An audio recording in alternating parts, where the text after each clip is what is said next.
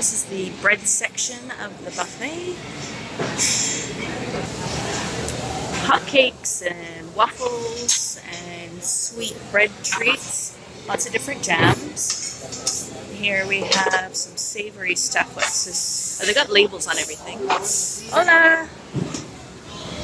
And puff pastry with ham and cheese. That looks good. And this is the egg station. There's also sausage, bacon, hash browns. There's also a bunch of pre-made eggs and scrambled eggs. This is your omelette fixings and vegetarian options. Mexican food options. Sweet potatoes. Oh, nice salsas. Just get your ingredients and then give it to him. And another omelet station here with tacos, quesadillas, lots of accompaniments.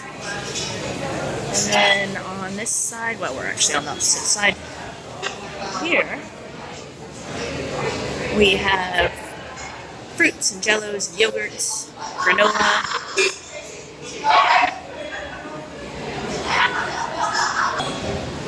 Savory stuff, salad stuff, bit of cheese and meat. Oh, that's a fun station.